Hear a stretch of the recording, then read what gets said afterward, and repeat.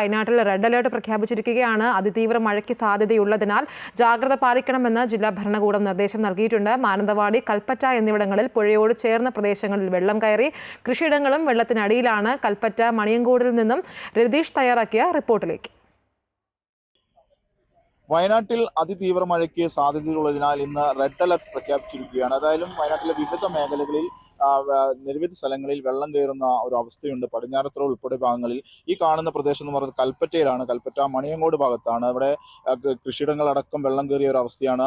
ഒരു ഉന്നതിയിലേക്ക് പോകുന്ന ഒരു ഭാഗമാണ്. അതിൽ ആ റോഡ് വേറെ വെള്ളം കയറി മൂടിക്കൊണ്ടിരിക്കുന്ന ഒരവസ്ഥയിലേക്ക് കാര്യങ്ങൾ ഏതായാലും എത്തിക്കൊണ്ടിരിക്കുകയാണ്. നമുക്ക് കാണുന്ന ദൃശ്യങ്ങളിൽ കാണാം ഒരു കൃഷിയിടം, അതായത് വാഴ കൃഷിയാണ്. അത് പൂർണ്ണമായും വെള്ളത്തിലായി ആകുന്ന ഒരു അവസ്ഥയാണ്. റോഡിലേക്ക് വരെ വെള്ളം കയറി എത്തുന്ന ഒരു അവസ്ഥയിലേക്ക് ഏതായാലും പോകുന്നുണ്ട്. ഏതായാലും ജലനിരപ്പ് ഉയർന്ന ഒരു പശ്ചാത്തലത്തിൽ ബാണാസുര ഡാമിന്റെ ഒരു ഷട്ടർ ഇന്ന് തുറക്കാനുള്ള സാധ്യതയുണ്ട്. ഏതായാലും വൈകുന്നേരം 5 മണിയോടുകൂടി തന്നെ ബാണാസുര ഡാമിന്റെ ഒരു ഷട്ടറിന് 10 സെന്റിമീറ്റർ തുറന്ന് കരമാൻ തോട്ടിലേക്ക് ജലം തുറന്നുവിടാനുള്ള സാധ്യതയുണ്ട്. ഏതായാലും അവിടെയും ജാഗ്രതാ നിർദ്ദേശം നൽകിയിട്ടുണ്ട്. ഏതായാലും അതിതീവ്ര മഴയ്ക്ക് സാധ്യതയുള്ളതിനാൽ വെള്ളം കയറുന്ന മിക്ക ഉന്നതികളിലടക്കം ജാഗ്രത പാലിക്കണമെന്നൊരു നിർദ്ദേശമാണ് അധികൃതർ നൽകിയിരിക്കുന്നത്. കാരണം അത്രത്തോളം അതായത് മാനന്തവാടി, അതോടൊപ്പം തന്നെ സുൽത്താൻ ബത്തേരി ഉൾപ്പെടെയുള്ള പല കോളനികളിലും ഉന്നതികളിലും വെള്ളം കയറുന്ന ഒരു അവസ്ഥയുണ്ട്. അതുകൊണ്ട് തന്നെ നൂൽപ്പുഴയിൽ നിന്നും നിരവധിയായ ആദിവാസി കുടുംബങ്ങളെ സുരക്ഷ മുൻനിർത്തിക്കൊണ്ട് അവരെ മാറ്റിപ്പാർപ്പിച്ചിട്ടുണ്ട്. ഇത്തരത്തിൽ വയനാട്ടിലെ വിവിധ മേഖലകളിൽ